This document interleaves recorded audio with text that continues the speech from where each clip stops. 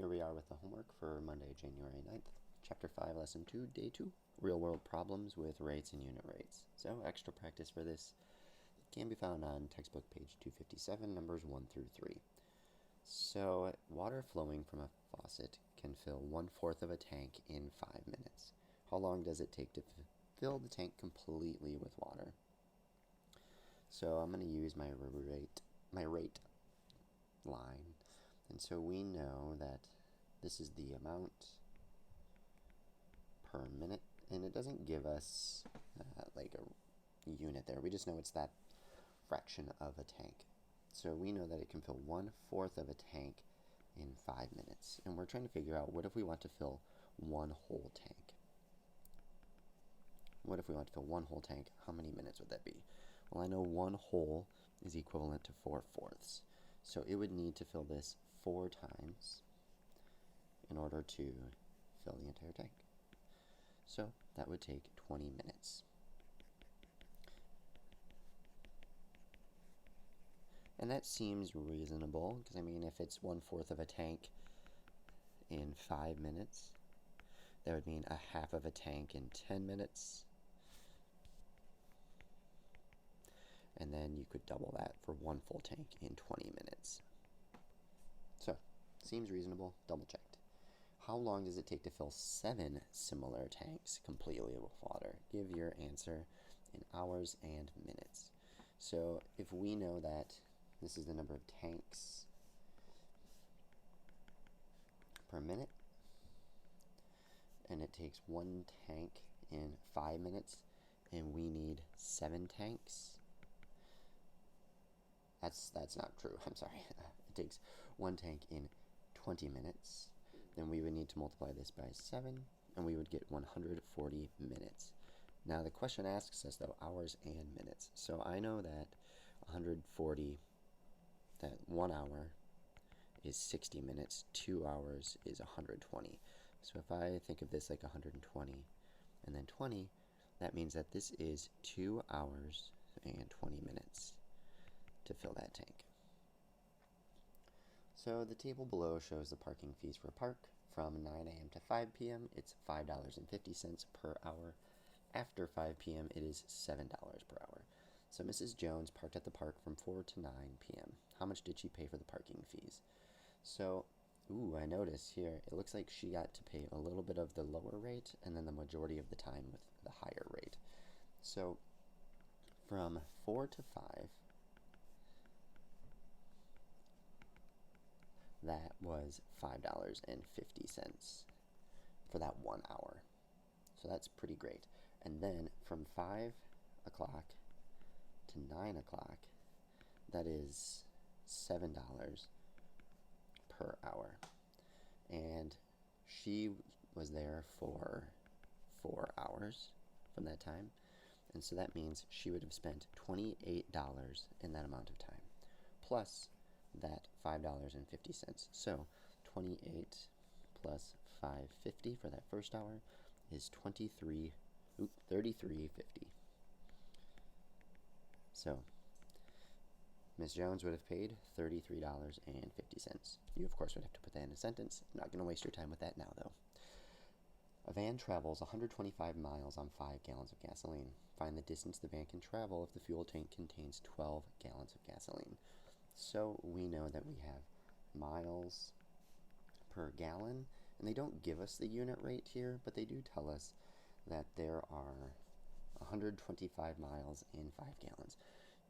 So 5 gallons to 12 gallons, 125. Now, I know that 5 and 12, like 5 is not a factor of 12, so it's not going to go into that super nicely. So what I think I'm going to do this time, and we've talked about this in class a little bit, I'm going to adjust my rate bar to show that 5 gallons is 125 miles. And I think today I'm going to calculate the unit rate. So I want to figure out the miles per gallon, so that way I can then multiply that by 12, because 5 times something equals 12, but it's not going to be a whole number. So to find my unit rate, I know I'm going to have to divide by 5. So I need to do 125 divided by 5. And 125 divided by 5, I know that this is like a 100 and a 25. and 100 divided by 5 is 20, and 25 divided by 5 is 5. So this is, I'll write that down, 25. So this van gets 25 miles per gallon. So now, for me to figure out how far it can travel on 12 gallons, I need to multiply by 12 to figure that out. So 25 times 12, that's like doing 25 times 10, and 25 times 2, so 250 and 50. Add those together, you get 300. So that van can travel 300 miles with 12 gallons of gas. Pretty good. Find the amount of gasoline the van uses to travel 180 miles. So, this one's going to be a little bit tricky because we know if we're doing miles per gallon, we've just figured out that 1 gallon is 25 miles. We're trying to figure out 180 and that missing piece. Well, unfortunately, this doesn't seem like it goes into that very well. So we have two different routes that we can go here. So this, we figured out 25 miles per gallon. And so we could figure this out. We could flip our units around. And what if we tried to calculate how many gallons per 1 mile? Because if we calculate our rate now as gallons per mile, then we would just have to multiply that times 180 to figure out how many miles. So that's option A. Option B is we could figure out what is 180 divided by 25, because that will tell us how much we multiplied by there to figure out how many gallons of gas we had to do there. So we have two different routes. I am going to show both of them because I think that it will be a good check for myself. So my first step is going to be calculating our gallons per mile. And I'm going to go back to our original problem of we have 125 miles for 5 gallons. So that means if we want to figure out for 1 mile, actually I'm going to flip-flop this again, I'm sorry. If I use a little mini bar here, we're doing gallons per mile, and we know 5 gallons for 125 miles. So let's divide that by, oh my gosh, let's divide this, because we want to know 1 mile.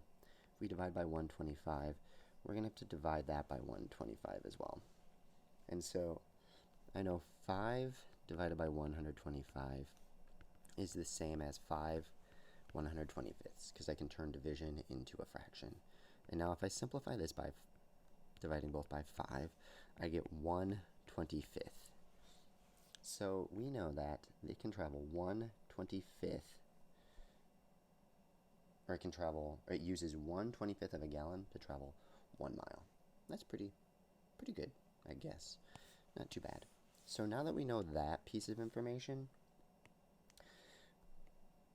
we could then figure out 180 would be like if we extended this and we want to go 180 miles. So we need to multiply this by 180 and multiply that by 180. So let's do 180 times 1/25, and we can multiply straight across. We have 180 over 25. Wait a minute. 180 divided by 25. Check it out.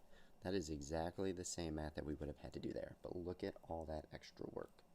So again, here we've looked at this in class where finding the unit rate is not always the most efficient or the best route, because we just did a whole bunch of work to get us to the exact same place that we could have done for letter B. So let's just do that division now. So I know this 180, I know that 25 can go into 100, and then I'd be left with 80, because 25 divided by, or 100 divided by 25 is 4. This 80 is like a 75 and then a 5. And I know 75 divided by 25 is 3. And now we have 5 divided by 25. So, again, when I'm thinking about that 5 divided by 25, I'm going to write that as a fraction. And I know that's 1/5. So, 180 divided by 25 is 4 plus 3 is 7 and 1/5. So they would need 7 and 1/5 gallons of gasoline. Now, if you wanted to put this into decimal form, I know that 1/5 is equivalent to 2/10 as a fraction, which is 7.2 as a decimal. So that van would need 7 and 1/5 or 7.2 gallons of gas. That one's a little bit more tricky, only because the numbers don't play quite as well. And if you had a calculator on this one, I'm sure it would be so much easier.